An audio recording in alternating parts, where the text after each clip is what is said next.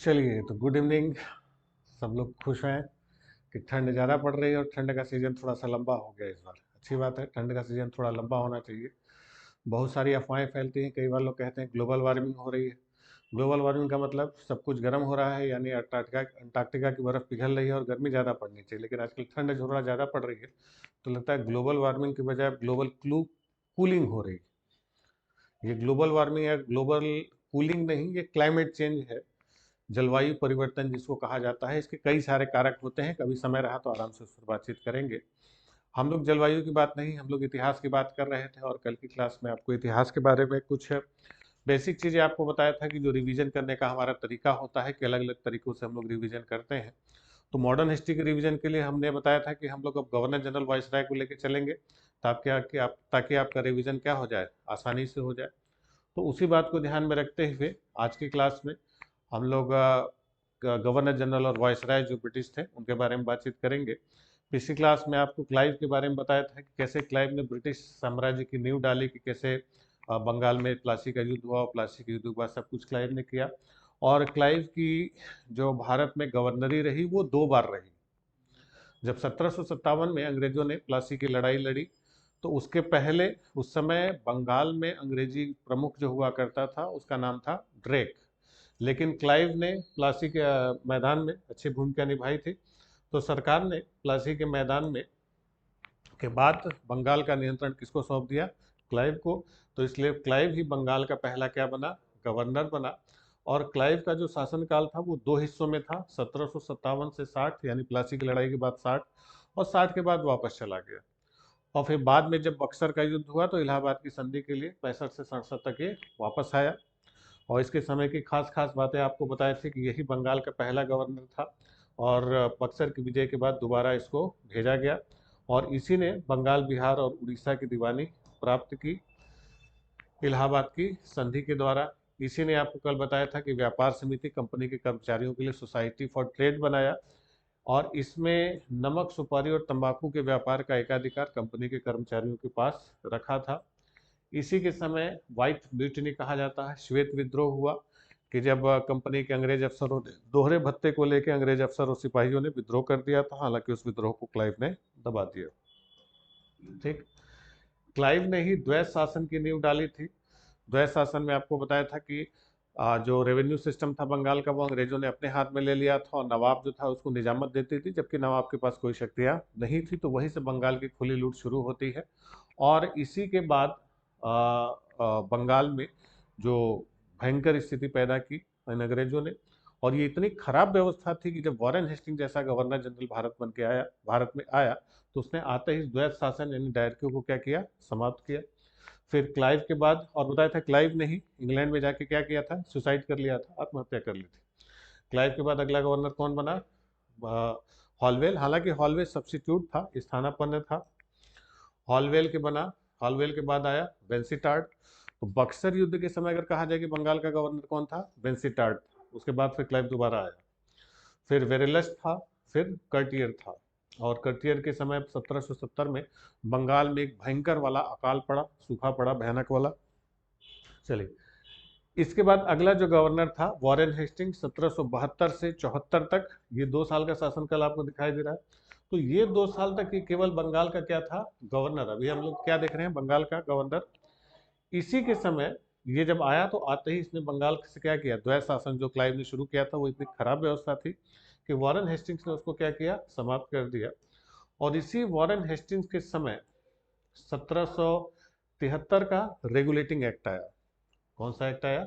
1773 का कौन सा एक्ट? Regulating act. और इसी रेगुलेटिंग एक्ट से क्या किया गया कि जो बंगाल का गवर्नर था उसको बंगाल का गवर्नर जनरल बना दिया गया।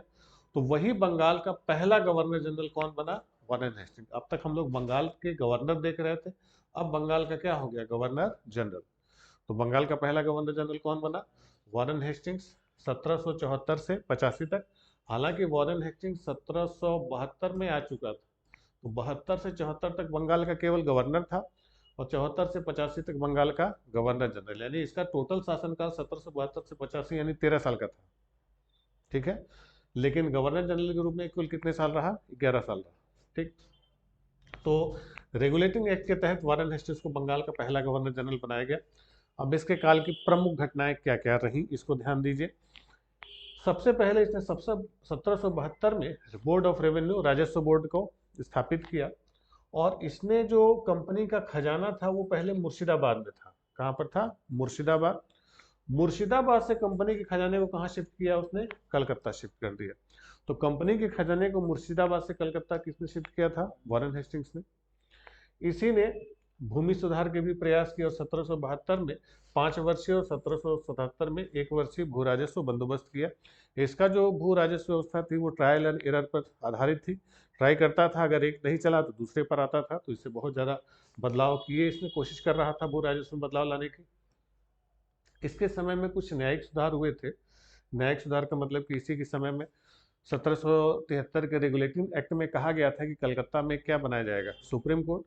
तो इसी के तहत 1774 में कलकत्ता में क्या बनाया गया? सुप्रीम कोर्ट की स्थापना की गई।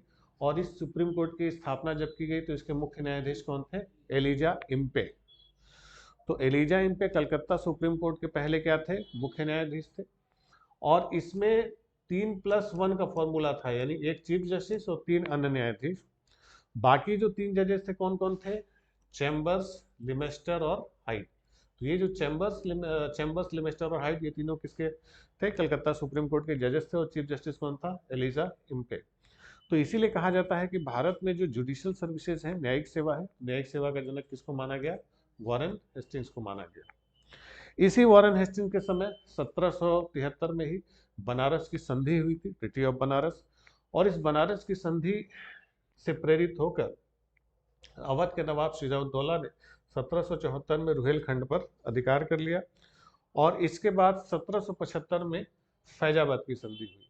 तो फैजाबाद की जो संधि हुई थी ये बड़ी इंपॉर्टेंट थी, क्योंकि इसी फैजाबाद की संधि के द्वारा जो बनारस थी, बनारस की जो जागीर थी, उस पर ब्रिटिश सुप्रीमेसी स्वीकार कर ली गई। यानी बनारस पर अंग्रेजों की सर्वोच्चता कब शुरू हुई थी? 1775 में। किस संधि के द्वारा? फैजाबाद की संधि के द्वारा। इसी संधि में अवध की बेगमों की संपत्ति की सुरक्षा की गारंटी कंपनी ने ली थी, लेकिन वो गारंटी पूरी नहीं की उसने, और बहुत भयंकर दुर्व्यवहार किया बेगमों के साथ, जिसकी वजह से कई सारी समस्याएं हुई। आगे इस पर बातचीत करेंगे। इसी के समय कुछ अच्छे काम भी हुए थे वारेन हेस्टिंग्स के समय, कि 1784 में विलियम जोन्स ने किसकी स्थापना की? Asiatic Society of Bengal. ये बड़ी महत्वपूर्ण संस्था है, एशियाटिक सोसाइटी ऑफ बंगाल। 1784 परीक्षा में डायरेक्ट पूछा जाता है कि एशियाटिक सोसाइटी ऑफ बंगाल की स्थापना कब हुई थी? 1784, 1784। और इसी ने प्राचीन जो भारत की पुरानी किस पुस्तकें थी, जो साहित्य थे, उनका ट्रांसलेशन करना शुरू किया था। और सबसे पहला जो ट्रांसलेशन हुआ था इस एशियाटिक सोसाइटी ऑफ बंगाल में, वो कौन सी किताब थी? भगवत गीता। और इस भगवत गीता का ट्रांसलेशन किसने किया था? विल्किंस ने किया था। दूसरी किताब कौन सी थी? हितोपदेश। और इसका जो सार लिखा गया था, इसका जो प्रस्तावना लिखते हैं ना, वो वारेन हेस्टिंग्स ने खुद लिखा था। इसी वारेन हेस्टिंग्स के समय 1775 में नंद कुमार का ट्रायल हुआ था। नंद कुमार ट्रायल कहा जाता है कि नंद कुमार मुर्शिदाबाद का पुराना दीवान था और उसी को लेन देन को लेकर, गबन के लेके कुछ आरोप थे। हालांकि पहले शुरुआत नंद कुमार ने ही की थी। नंद कुमार ने वारेन हेस्टिंग्स पर एक आरोप लगाया था कि उसने मीर जाफर की विधवा मुन्नी बेगम के बेटे मुबारकुद्दौला को का संरक्षक बनने के लिए 3 लाख रुपए घूस लिए थे। यानी हेस्टिंग्स ने कितने लाख रुपए घूस लिया? 3 लाख। लेकिन हेस्टिंग्स ने क्या किया, कुछ समय कलकत्ता सुप्रीम कोर्ट का जो चीफ जस्टिस था एलिजा एम्पे के साथ मिलकर इसको जालसाजी के मुकदमे में फंसाया। किसको? नंद कुमार को। और नंद कुमार को क्या दे दी गई? फांसी दे दी गई। तो लेन देन के आरोप में, फ्रॉड के आरोप में, फर्जीवाड़े के आरोप में नंद कुमार को फांसी दी गई, झूठे मुकदमे में फंसा के। हालांकि नंद कुमार भी करप्ट आदमी था, बहुत सही आदमी नहीं था, लेकिन उसको फांसी दे दी गई। तो नंद कुमार को जो फांसी दी गई, इस नंद कुमार की फांसी को भारत की पहली न्यायिक हत्या कहा जाता है। कि इसको फांसी नहीं देगी, इसको जुडिशियल मर्डर बोलते हैं, कि झूठे मुकदमे में फंसा के उसको क्या दे दी गई थी? फांसी। तो पहली न्यायिक हत्या किसको की थी? नंद कुमार की। कब हुई थी? 1773 में, अरे 1775 में। किस गवर्नर जनरल ने कराई थी? वारेन हेस्टिंग्स ने कराई थी। ये जो वॉरेन हेस्टिंग्स था इसने बहुत सारी गड़बड़ियां की, जैसे आपको बताया कि जो फैजाबाद की संधि हुई थी तो जिससे अवध की बेगमों के जो प्रॉपर्टी थी, ठीक है, उसकी सुरक्षा, उनकी सुरक्षा की जिम्मेदारी कंपनी की थी, लेकिन कंपनी ने अवध की बेगमों के साथ बहुत दुर्व्यवहार किया और उनके सारे गहने लूट लिए गए। दूदू बेगम थी नवाब की माँ, उनके सारे गहने उतरवा लिए गए, उसकी दादी की सब पूरा गहना वहना लूट लिया, बहुत पैसा था उन लोगों के पास। तो इसकी शिकायत कंपनी से की गई और ब्रिटेन तक इसकी चिट्ठी गई थी कि ये गलत हुआ है कि बेगमों के साथ दुर्व्यवहार नहीं होना चाहिए, जबकि कंपनी की गारंटी का मामला था, कंपनी ने सुरक्षा गारंटी ली थी और आप कैसे उनका सारा गहना उतरवा सकते हैं। तो इसी बात पर और भी इसकी कई सारी गड़बड़ियां थी, बहुत बेईमान करप्ट टाइप का आदमी था, कई जगह होता था फर्जीवाड़ा करता था, साइन जहां नहीं करना होता तो खुद ही दूसरे का साइन बना के कर देता था, इस टाइप का ये गड़बड़ी करता था। तो इसीलिए जब ये लंदन पहुंचा तो एडमंड बर्क ब्रिटिश सांसद थे, उन्होंने इसके ऊपर महाभियोग लगाया। तो पहला गवर्नर जनरल, या कह लीजिए कि एकमात्र गवर्नर जनरल था जिसमें जिस पर क्या लगा, इंग्लैंड में महाभियोग लगा। और किसने लगाया था? बर्क ने लगाया था। और बर्क ने हेस्टिंग्स को चूहा और नेवला, झूठा बैलों का ठेकेदार, अन्याय का मुखिया इत्यादि संज्ञाओं से संबोधित किया। ये मुकदमा 1788 से 95 तक चला। हालांकि ब्रिटिश संसद ने उसको सभी अभियोगों से मुक्त कर दिया, उसको फ्री कर दिया, लेकिन लेकिन ये पागल होके मरा था। जैसे बताया कि क्लाइव ने बहुत सारी गड़बड़ियां की, लेकिन वहां जाके उसने क्या कर लिया था? सुसाइड हो गया।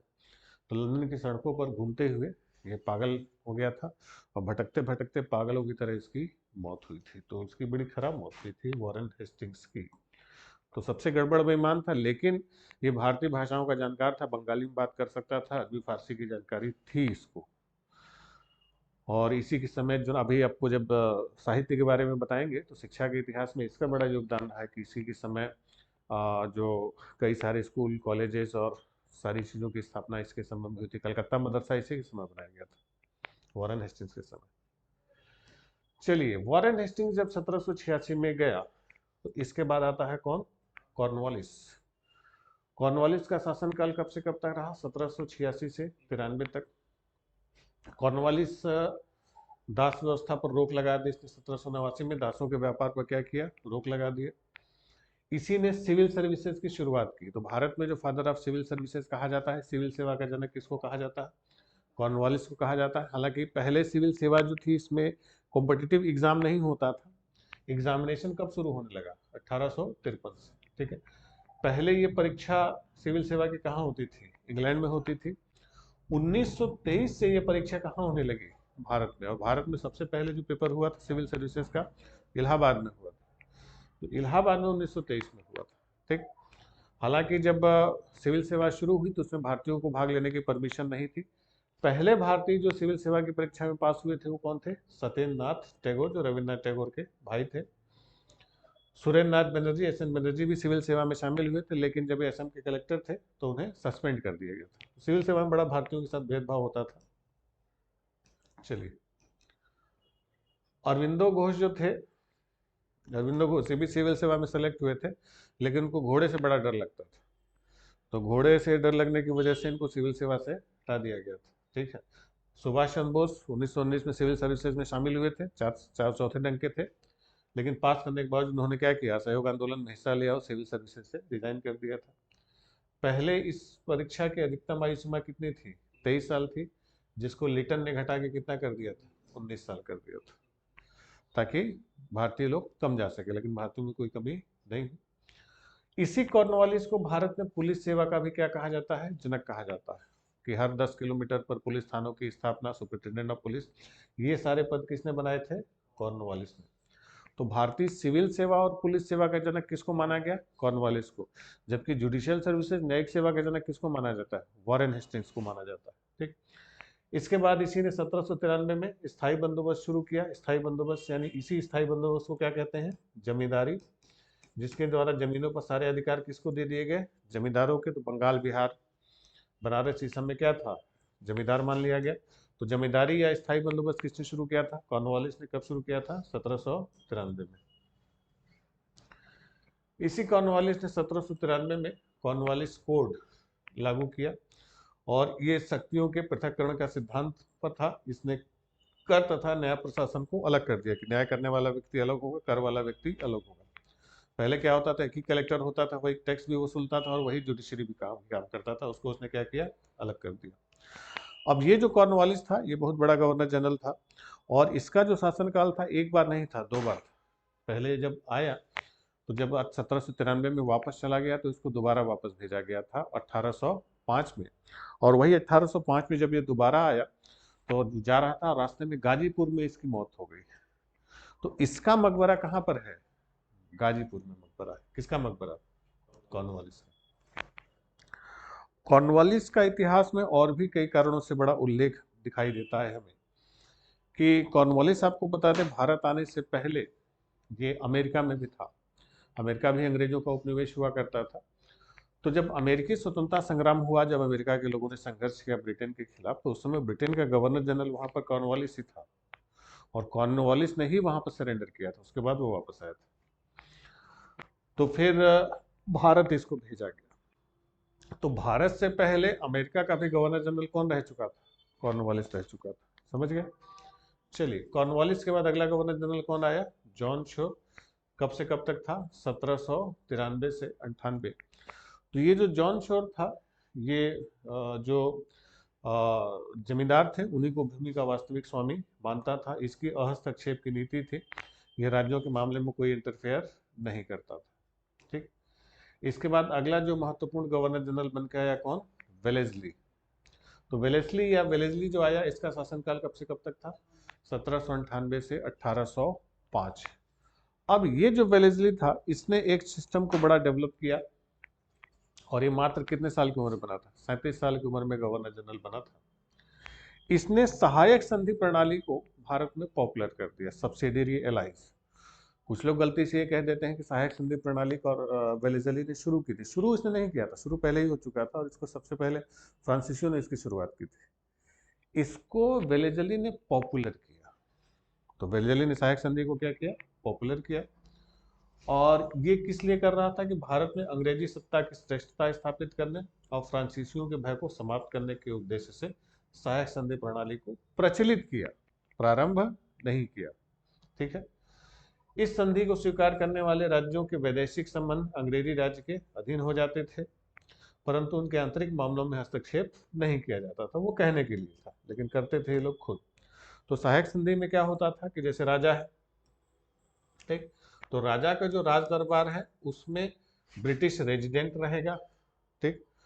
और ब्रिटिश रेजिडेंट राजा की जो विदेश नीति है, वैदेशिक संबंधों को नियंत्रित करेगा, और ब्रिटिश सेना उस राजा की रक्षा की गारंटी लेगी, और उस गारंटी के बदले में उस सेना का किराया कौन देगा, राजा देगा। यानी राजा से ही पैसा लेके सेना बनाई जाएगी, और वो सेना राजा की रक्षा करेगी। ठीक। अब ब्रिटिश रेजिडेंट जब दरबार में रहेगा तो कहने के लिए केवल बाहरी मामलों में हस्तक्षेप करते थे, कि आंतरिक मामलों में नहीं कर, लेकिन दरबार में बैठा रहता तो वही इंटरनल मामलों में इंटरफेयर करता था। अब इसमें क्या होता था, कि जो खर्चे की सेना का जो खर्चा होता था राजाओं को देना होता था। अब राजा अगर सेना का खर्चा मान लिया नहीं दे पाए, तो कहते थे कि आपको खर्चा नहीं दे पाए, कोई बात नहीं, इतनी जमीन हमको दे दीजिए आप। ठीक, दे दिया राजा ने। अगले साल फिर खर्चा नहीं दे पाए, तो बोले इतनी जमीन हमको दे दीजिए। अगले साल फिर नहीं दे पाए, तो धीरे धीरे करके खर्चे के नाम पर सारी जमीन वो लोग क्या करते गए, लेते चले गए। समझ गए। तो सहायक संधि बड़ी खतरनाक थी, जिसको वेलेस्ली ने पॉपुलर कर दिया। ठीक। इस सहायक संधि को स्वीकार करने वाले कई सारे राज्य थे। सबसे पहले कौन सा राज्य था, हैदराबाद 1798, फिर मैसूर 1799, फिर तंजौर, फिर अवध, पेशवा, भोसले, सिंधिया। जैसे इसको अगर शॉर्टकट में लिखा जाए HMT, हैदराबाद, मैसूर, तंजौर। AP, अवध और पेशवा। B, बराड़। ठीक, APBS, HMT, APBS। ठीक। चलिए, इसी वेलेस्ली ने न्यायिक सेवा ICS में भर्ती किए युवकों के परीक्षण के लिए, ट्रेनिंग के लिए 1800 में कलकत्ता में किसकी स्थापना की, फोर्ट विलियम कॉलेज की। तो फोर्ट विलियम कॉलेज की स्थापना कब हुई थी, 1800 में। किसने किया था, वेलेस्ली ने किया था। किस लिए किया था, कि जो ICS की परीक्षा में जो युवक शामिल हो रहे हैं उनकी क्या की जाए, ट्रेनिंग दी जा सके, उन्हीं की ट्रेनिंग के लिए। इसी वेलेस्ली के समय 1799 में 1799 में चौथा आंग्ल मैसूर युद्ध हुआ था और मैसूर का विलय कर लिया गया था। मैसूर के साथ वही सहायक संधि कर ली गई थी। सबसे पहले हैदराबाद, मैसूर, तब अवध अवध सब इसी के समय चले गए थे। तो इसी ने क्या किया था कि अचानक से भारत में ब्रिटिश एम्पायर को डबल कर दिया था। अब तक जैसे अंग्रेज केवल कहाँ थे, बंगाल में थे, बाकी उनका विस्तार नहीं हुआ। तो असली साम्राज्य विस्तार किसने किया था? वेलेजली ने किया था। ठीक, तो पूरा देख रहे हैं, हैदराबाद इतना बड़ा राज्य, मैसूर, तंजौर, अवध, पेशवा, भोसले, सिंधिया, जोधपुर, जयपुर, मछेड़ी, बूंदी, भरतपुर, तो ये सब ब्रिटिश कंट्रोल में आने लगे। तो अपने आप इनका साम्राज्य क्या हो गया था? बड़ा हो गया था। तो उसमें वेलेजली की बड़ी प्रमुख भूमिका थी।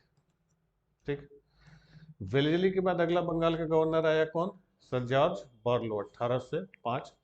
अब ये जॉर्ज बॉर्लो था, इसने हस्तक्षेप की नीति, यानी इसको भाई ये कंपनी वाले थे, इसको चाहिए था बिजनेस, तो ये राज्यों के मामले में इंटरफेयर नहीं करता था। तो जॉर्ज बॉर्लो ने भी कैसी नीति बनाई थी?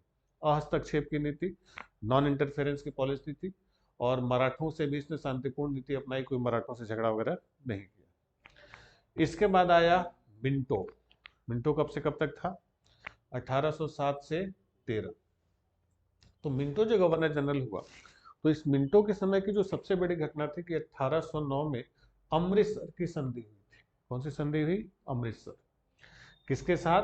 रणजीत सिंह के साथ। और इसी अमृतसर की संधि पर, जिसमें अंग्रेजों की तरफ से चार्ल्स मेटकॉफ और सिखों की तरफ से महाराजा रणजीत सिंह ने सिग्नेचर किए, इसी अमृतसर की संधि से जो सतलज नदी थी उसको अंग्रेजों और सिखों के बीच की सीमा मान ली गई। ठीक, तो ये संधि बड़ी इंपॉर्टेंट है, पूछा जाता है। ठीक, इसके बाद आया अगला गवर्नर जनरल कौन? हेस्टिंग्स। हेस्टिंग्स का जो शासनकाल था 1813 से 23। हेस्टिंग्स ने क्या किया कि अब हस्तक्षेप की नीति को त्याग दिया और अब पूरी तरीके से हस्तक्षेप करना शुरू कर दिया, और इसने साम्राज्य को और बड़ा किया। और इसके समय कहा जाता है कि ब्रिटिश सुप्रीमेसी पूरी तरीके से स्थापित हो चुकी थी, पूरा कब्जा इसने करवा दिया। तो इसने पूरा, कहा जाता है कि ब्रिटिश प्रभुसत्ता जिसको बोलते हैं, वेलेजली ने साम्राज्य बढ़ाया, पूरा कंट्रोल नहीं लिया था। पूरा कंट्रोल कौन लिया था? इसने। पूरे 10 साल का शासनकाल था। अब इसकी प्रमुख घटनाएं देखिए। इसी के समय 1814 से 1816 के बीच में कौन सी संधि हुई? अरे कौन सा युद्ध हुआ? आंग्ल नेपाल युद्ध, नेपाल से लड़ाई हुई थी। और इस युद्ध की समाप्ति कैसे हुई थी? 1816 की संगौली की संधि। अब ये आंग्ल नेपाल का युद्ध आपके लिए बड़ा अच्छा है, हमारे लिए बड़ा अच्छा है, क्योंकि इसी लड़ाई से हेस्टिंग्स ने नेपाल से बहुत सारे महत्वपूर्ण जगह छीने थे। कौन कौन से? गढ़वाल, कुमायूं, शिमला, रानीखेत, नैनीताल, ये सब कब्जे आया गया था। किससे? नेपाल से। तो अगर ये नहीं होता तो अब तक ये सब कहाँ होता? नेपाल में होता। उत्तराखंड पूरा नेपाल था, उत्तराखंड, हिमाचल सब नेपाल का ही कब्जा आया हुआ है। तो 1816 में इसने कब्जा कर लिया था। जैसे आप नेपाल का मैप देखते हैं ना इस तरीके से, इसके बाद ऐसे उत्तराखंड शुरू हो जाता है। कायदे से पूरा सीधे था नेपाल। ठीक है, तो ये जो ऊपर हमारा ये नेपाल का नक्शा जो सीधे था, उसको ऐसे किया, वो किसने किया था? हेस्टिंग्स ने। तो इसका हम लोग को धन्यवाद देना चाहिए कि जो शिमला, मसूरी, गढ़वाल, कुमायूं, रानीखेत घूमने फिरने जाते हैं नैनीताल, वो सब इसी का कब्जा हुआ है। ठीक, तो अंग्रेजों के अधिकार में आ गए। गोरखों ने काठमांडू में ब्रिटिश रेजिडेंट रखना स्वीकार कर लिया। तो यांग नेपाल युद्ध कब से कब हुआ था? 1814 से 16। इसी के समय पिंडारियों का दमन हुआ। पिंडारी मराठी भाषा का शब्द है। ये लुटेरों का एक दल था जिसमें हिंदू और मुसलमान दोनों शामिल होते थे। इन्हें मराठों का समर्थन था। मल्हारराव होलकर, जो मराठा सरदार थे होलकर, उन्होंने ही पिंडारियों को सुनहरा झंडा दिया था। उन्हीं के झंडे से लोग चलते थे। पिंडारियों की दमन के लिए पूरी सेना लगानी पड़ी थी। खुद हेस्टिंग्स को आना पड़ा था मैदान में। पिंडारी बहुत लूटपाट करते थे सब। तो उत्तरी सेना की कमान हेस्टिंग्स ने स्वयं ली, और जबकि दक्षिणी सेना की कमान थॉमस हिलसॉप को सौंपी गई। इसके समय 4 बड़े पिंडारी सरदार थे। कौन कौन थे? चीतू थे, वासिल मोहम्मद, अमीर खान और करीम खान। तो चीतू, वासिल मोहम्मद, अमीर खान और करीम खान किसके नेता थे? पिंडारियों के। तो उनको हराया गया। चीतू को असीर करके जंगलों में चीतों ने खा लिया। वासिल मोहम्मद ने सिंधिया के यहाँ शरण ली, और सिंधिया ने इसको किसको सौंप दिया? अंग्रेजों को। और गाजीपुर की जेल में इसने आत्महत्या कर ली। ठीक, करीम खान ने मेलकम के समक्ष सुसाइड आत्मसमर्पण कर दिया और इसे गोरखपुर में गौस की जागीर प्रदान कर दी गई। आमिर खान को भरतपुर में टोंक की जागीर दी गई। हीरू तथा बूरन आदि पुंडारी नेता भी समाप्त कर दिए गए और 1824 तक पिंडारियों का पूर्ण रूप से सफाया कर दिया गया। इसी हेस्टिंग्स के समय मराठा जो साम्राज्य था, मराठा संघ यूनियन जो था, वो पूरी तरीके से समाप्त हो गया और मराठों को तृतीय युद्ध में पराजित करके मराठा संघ पूरी तरीके से क्या कर दिया गया, भंग कर दिया गया। मराठा पेशवा जो बाजीराव सेकंड थे, बाजीराव द्वितीय थे, उनको गद्दी से हटा के 18 लाख रुपए सालाना वार्षिक पेंशन देके कानपुर के पास बिठूर में भेजा गया।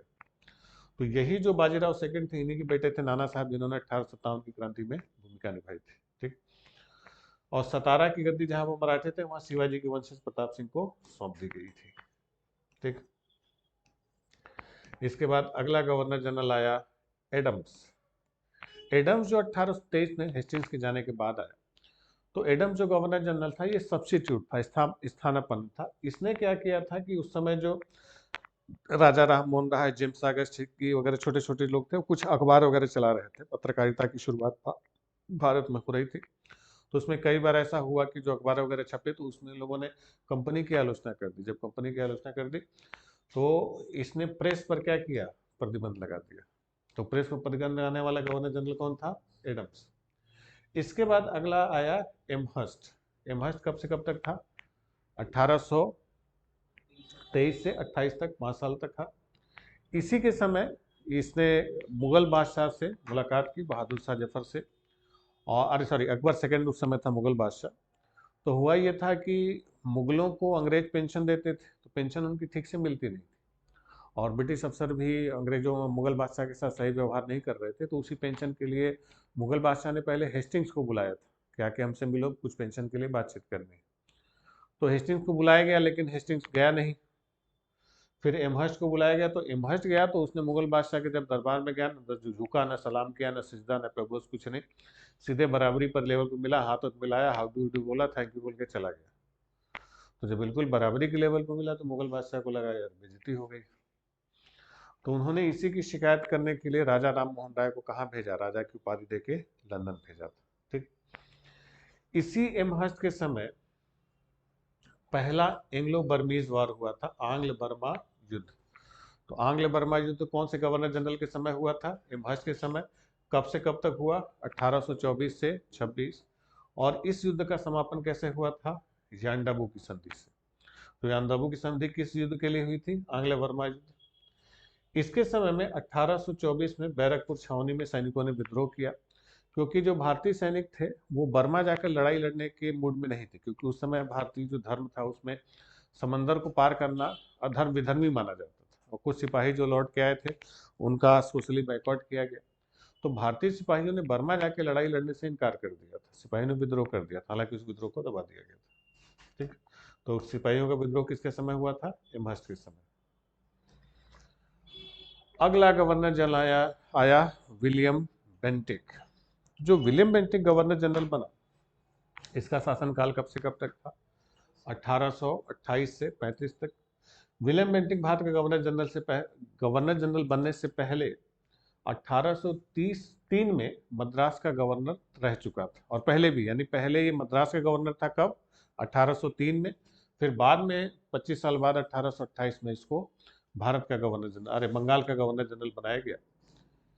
इसने जब ये मद्रास में था तो वेल्लूर में सिपाहियों को माथे पर जाति चिन्ह, जो टीका वगैरह लगाते थे, कानों में बालियां पहनने से मना कर दिया था। तो वेल्लोर में सिपाहियों ने विद्रोह कर दिया था। तो इसके समय में सिपाहियों का विद्रोह हुआ था कब, जब ये मद्रास में था। इसी ने 1829 के नियम कौन से, 17 द्वारा सती प्रथा का क्या किया, प्रतिबंध लगा दिया, सती प्रथा को बंद कर दिया गया। पहले जो सती प्रथा पर प्रतिबंध लगाया गया था ये केवल कहाँ पर था, बंगाल प्रेसिडेंसी में था, लेकिन बाद में 1830 में इसको बंबई और मद्रास प्रेसिडेंसियों पर भी लागू कर दिया। पहले केवल कहाँ था, बंगाल में, कब, 29 में, और 30 में कहाँ किया गया, बॉम्बे और मद्रास में। ठीक।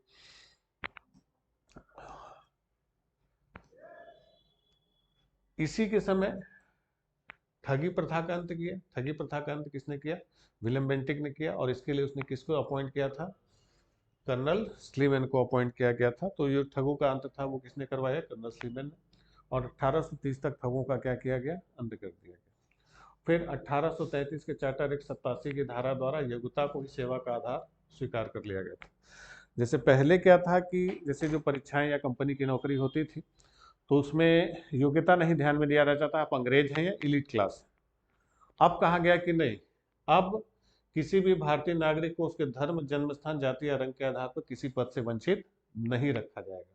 ठीक, यानी कि भेदभाव को समाप्त करने वाली व्यवस्था थी, हालांकि लागू नहीं, केवल कागज पे ही रहा था।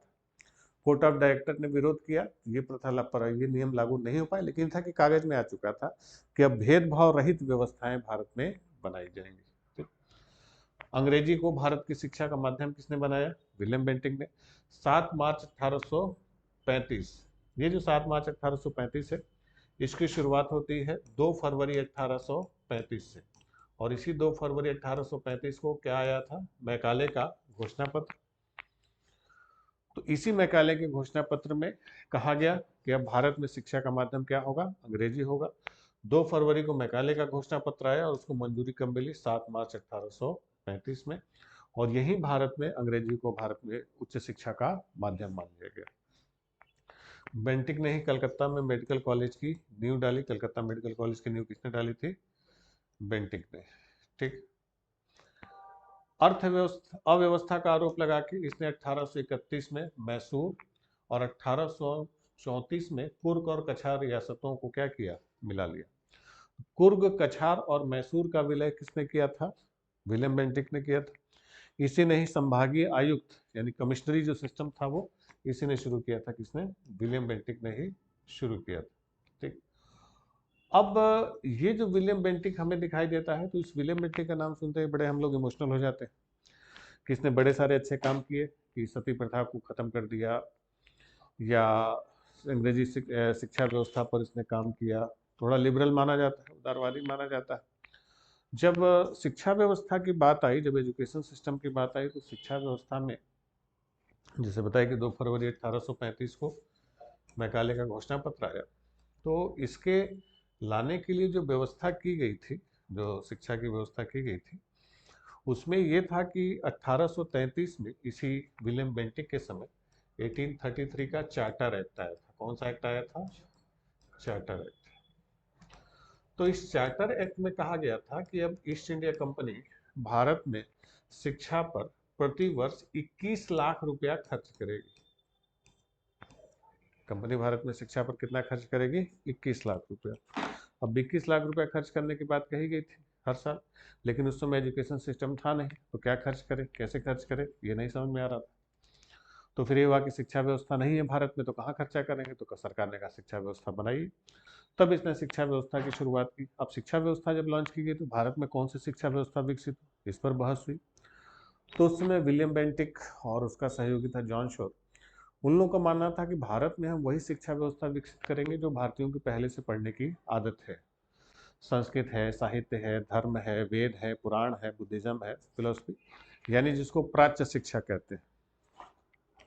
क्या बोलते हैं, प्राच्य शिक्षा, यानी ओरिएंटल स्टडीज।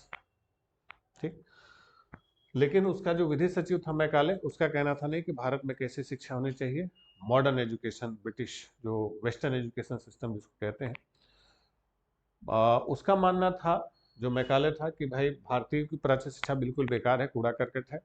पूरे भारत नहीं, पूर्वी एशियाई देशों की जितनी शिक्षा व्यवस्था है, ये यूरोप की एक छोटी सी लाइब्रेरी के छोटे से बुक शेल्फ के बराबर है। वो भारतीयों का आलोचक था, लेकिन विलियम बेंटिक प्राच्य शिक्षा का समर्थक था। हालांकि विलियम बेंटिक की हार हुई, हालांकि लागू किसका हुआ, मैकाले वाला ही लागू हुआ। तो इसको लेके ये लोग, कई लोग मानते हैं कि विलियम बेंटिक बड़ा अच्छा आदमी था, क्योंकि वो कैसी शिक्षा का पक्षधर था, प्राच्य शिक्षा का पक्षधर था। ऐसा नहीं था, वो बिल्कुल ऐसा नहीं था कि भारतीयों के हित में था, वो भारतीयों का दुश्मन था। वो चाहता था कि भारतीय लोग कुएं के मेढक बने रहें, इनको ज़्यादा ज्ञान विज्ञान की बातें न पता चले। तो जितने गवर्नर जनरल जिनको हम लोग लिबरल कहते हैं, तो वो लिबरल गवर्नर जनरल भारत के लिए बड़े खराब होते थे। वो किसी भी हाल में, ऐसा नहीं कि विलियम बेंटिक भारतीयों का ही हित चाहता था, वो अपना हित चाहता था कि भारतीयों के विचार बिल्कुल क्या रहे, फिक्स हिस्से में सीमित रहे। उसको लगता था ये लोग हमारे जैसे तार्किक विद्या पढ़ जाएंगे तो फिर तर्क देंगे और फिर वही पढ़ लिख के हमारा ही विरोध करेंगे, जो बाद में यही हुआ। कि अंग्रेजी शिक्षा का विकास होने की वजह से नुकसान अल्टीमेटली किसका हुआ? अंग्रेजों का। तो विलियम बेंटिक का नाम सुन के बहुत इमोशनल होने की जरूरत नहीं है, ठीक है। तो बहुत अच्छा आदमी नहीं था, वो सब अपने हितों में काम कर रहे हैं। ठीक है, चलिए अभी के लिए इतना ही रखते हैं गवर्नर जनरल के लिए। कल से मिलते हैं तो फिर आगे और बड़े बड़े गवर्नर जनरल हैं जिनके बारे में हम लोग विस्तार से चर्चा करेंगे। ठंड बहुत है, आराम कीजिए, घर बैठ के पढ़ाई कीजिए, रिवीजन लगातार करते रहिए। एग्जाम आपके बिल्कुल सर पर आ चुके हैं। Good night.